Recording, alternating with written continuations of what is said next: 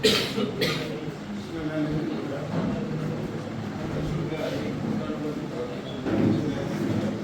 3 बीघा something कुछ ration वगैरह उसको अलॉट भी किया और उसके बाद एंट्री रेट से राशन मिलती तब 4 विश्वास सिलेंडर लगी थी, मगर 4 विश्वास तो उनकी खत्म रखी और पुणे की 3 बीघा सरकार खत्म कर वहाँ छोड़ने की तरमीम सही नहीं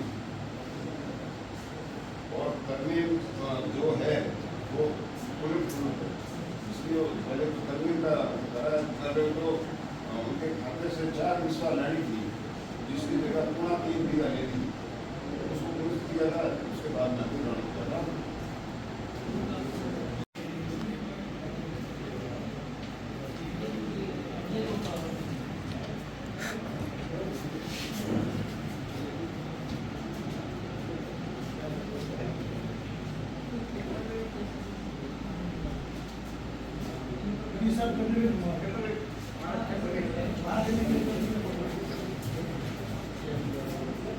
ये मैम सर रास्ते की भूमि से अतिक्रमण हटाना चाहती है, 20,000 का मामला है।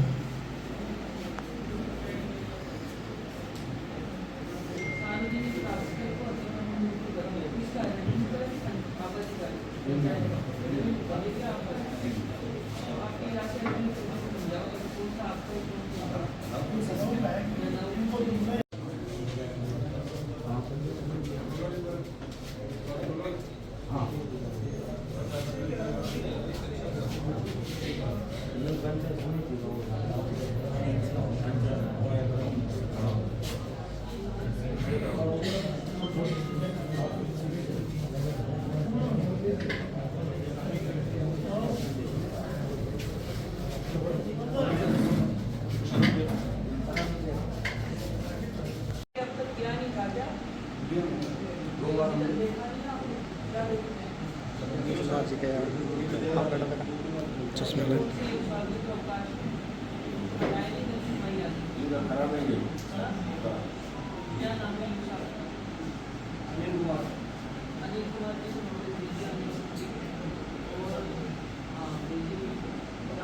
आप देखते हैं दिखाते नहीं चलेगा आप मुझे जानकारी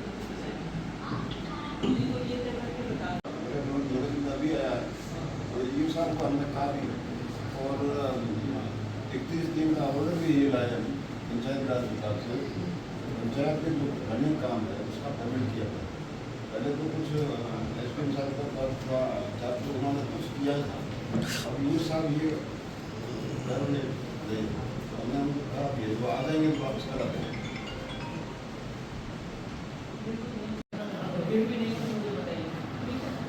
एक सप्ताह का काम है अधिकारी को जाना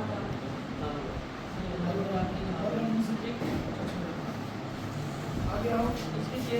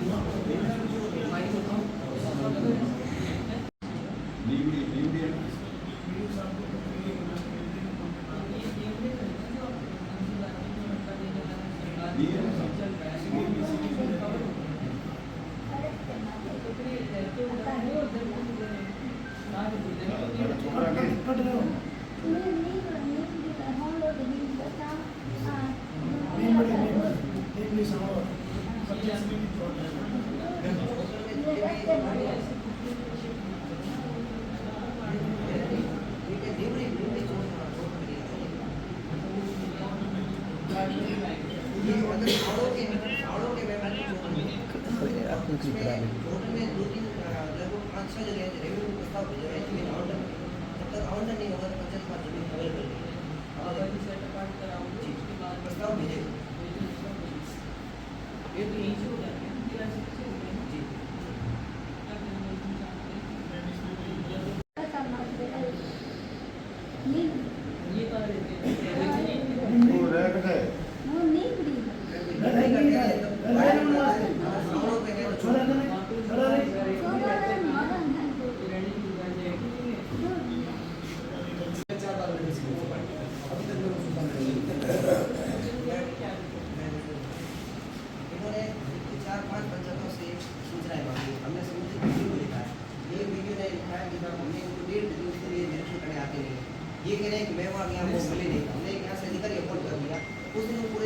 रहा उसका कोई रिपोर्ट लिखा है पूरे जो वीडियो के साथ वाला ये ले इसका सोल्यूशन कैसे नहीं मैडम ये झूठ बोल रहे मैं तो नेक्स्ट साल का रिपोर्ट है अधिकारियों के लिए अच्छी बात है। नहीं मेरे केस चला है, बड़ी हुई है, पेमेंट नहीं है, बार बार मांग रहे हैं, 10,000 मांग रहे हैं।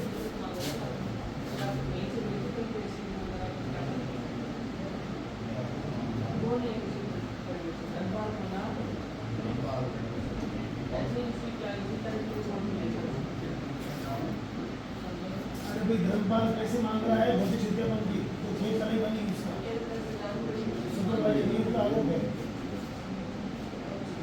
बात करो आपको देख के आए थे वहाँ पे मौके पे पहुँच रहे थे।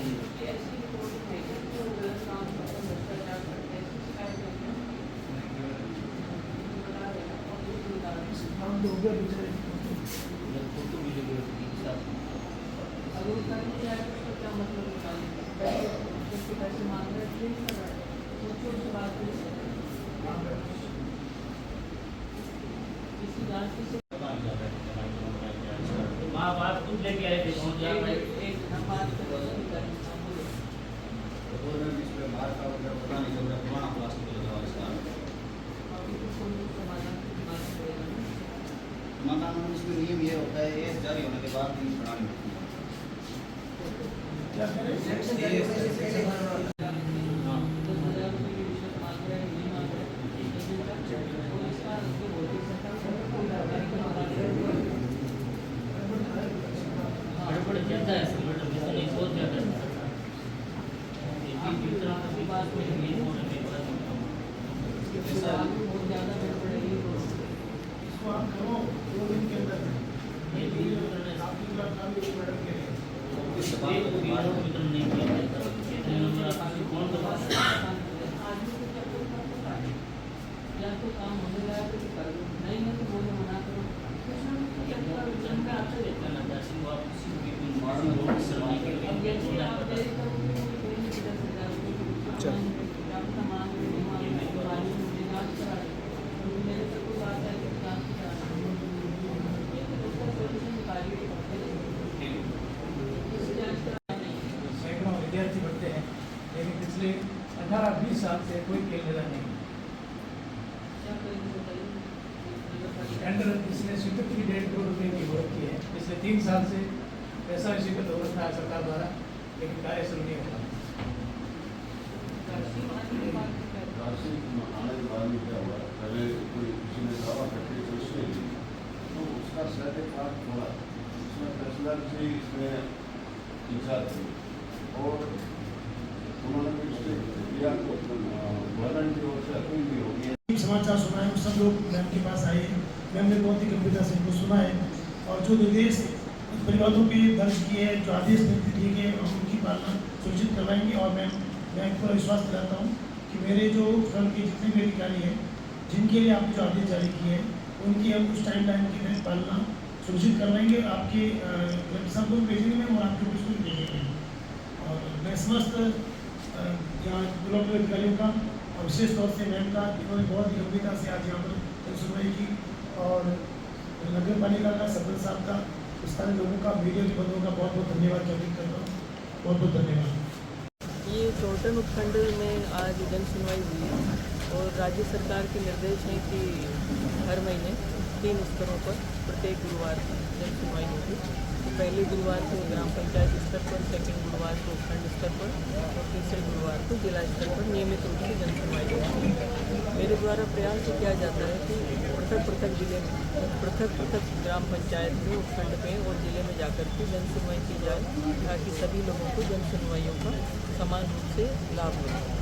आज जो चौटन में जन सुनवाई हुई उसमें लगभग 83 के करीब परिवार आए हैं जो कि पंचायत से संबंधित हैं, नगर पालिका से संबंधित है, रेवेन्यू से संबंधित है, पानी बिजली इनकी समस्याएं तो नहीं हैं। हमने कोशिश की है कि जिन परिवारों पर कोई भी टाइमलाइन तय करके उन परिवारों के निस्तारण की हमारे स्तर से कार्रवाई हुई। तो प्रत्येक परिवार को हमने गंभीरता से सुना है, संवेदनशीलता से सुना है और कोशिश की है कि हर एक परिवार पर हम कोई ना कोई टाइमलाइन तय करें कि 7 दिन में काम हो जाए, 10 दिन में काम हो जाए, ताकि उस टाइमलाइन में उस कार्य की होने की संभावना बनी रहे।